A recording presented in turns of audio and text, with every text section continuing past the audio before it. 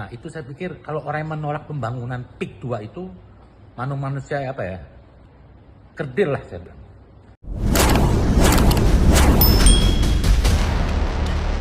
Halo guys, assalamualaikum warahmatullahi wabarakatuh. Ini ada tokoh ya, rambutnya kribo. Katanya sih orang ini dipanggil Habib, namanya Habib Kribo. Dia membela PIK 2. Katanya orang yang tidak menyetujui dengan pembangunan PIK 2 dia adalah orang yang berpikiran kerdil. Ini kita simak videonya. Kita nggak boleh nolak pembangunan karena semua negara berpacu dalam pembangunan. Kemajuan suatu negara itu dilihat dari pembangunannya. Sekarang PIK 2 kan membangun di daerah pesisir yang tadi tidak pernah disentuh orang.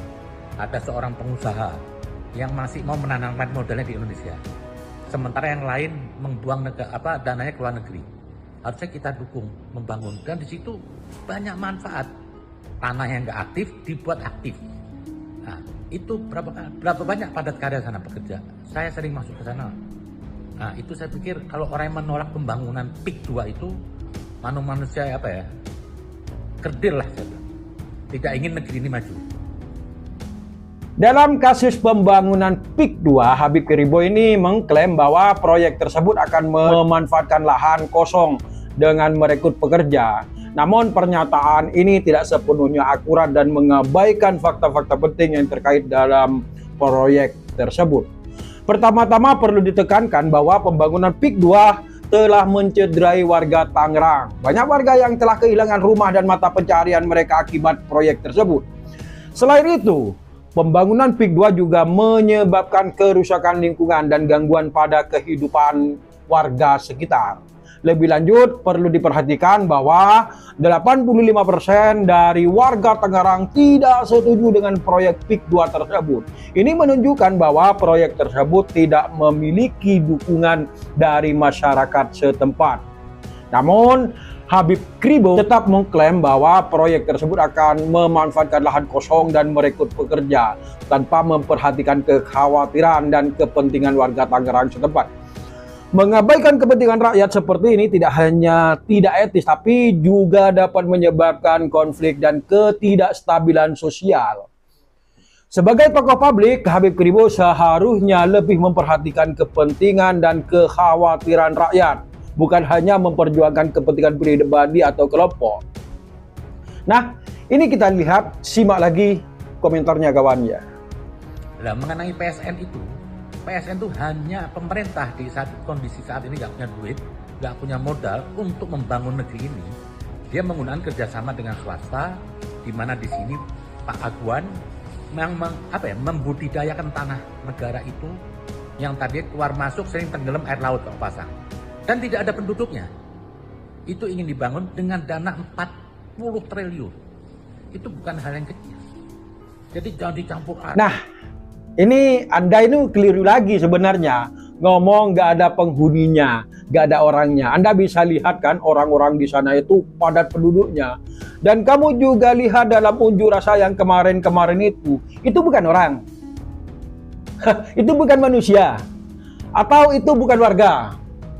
Ternyata Cik Kribo ini berargumen cuman katanya-katanya, tidak melihat fakta di lapangan. Banyak yang tidak setuju dengan pembangunan PIK 2 ini karena mencederai rakyat, Bapak. Menyerobot tanah rakyat dengan membeli dengan harga murah. Ini pernyataan pertama kali adalah Said Didu. Kalau memang Said Didu itu bohong, menyebarkan hoax, mengapa tidak dilaporkan aja tentang pernyataan-pernyataan Said Didu? Contohnya juga kemarin, pemagaran laut itu pagar yang terindikasi oleh PIK loh. Dan Anda bisa lihat pembongkaran kemarin, TNI, warga dan nelayan bekerja sama mencabut-cabut itu pagar laut. Lebih banyak para warga atau nelayan yang di sana yang mencabut daripada TNI. Ini menandakan bahwa mereka itu tidak setuju dengan proyek PIK 2 tersebut.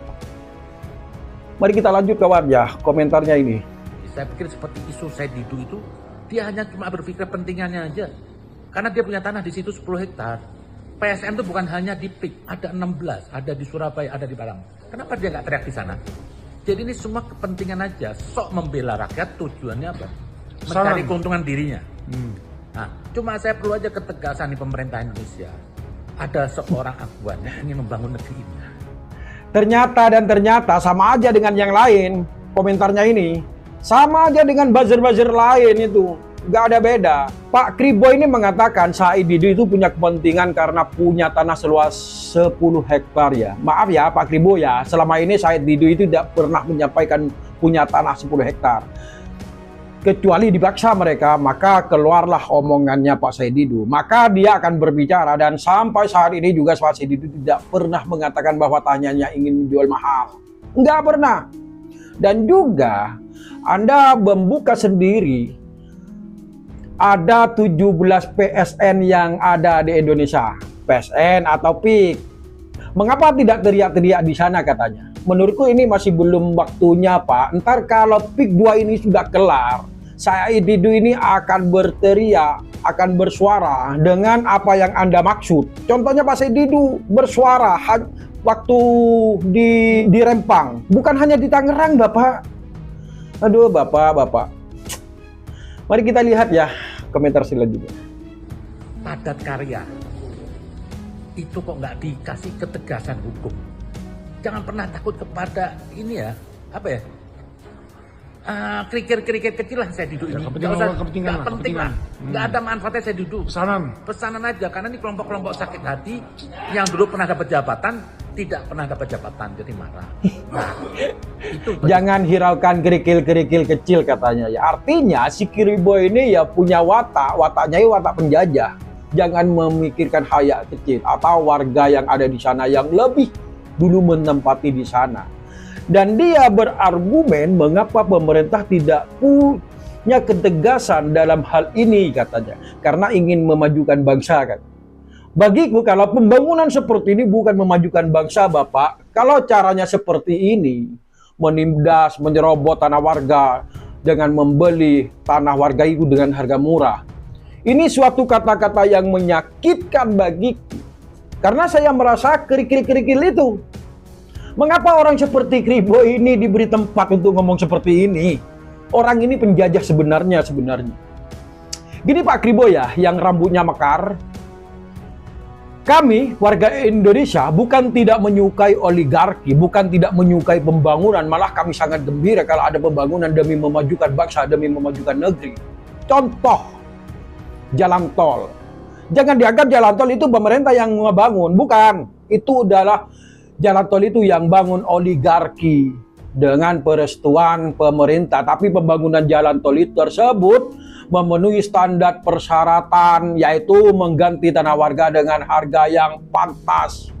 Tapi di PIK 2 ini bukannya membeli mahal tanah warga, tapi dia sama saja menyerobot tanah warga yang di sana itu terpaksa menjualnya karena intimidasi dari pengembang PIK 2 tersebut. Contoh, di sana itu ada pengerukan, ada sungai.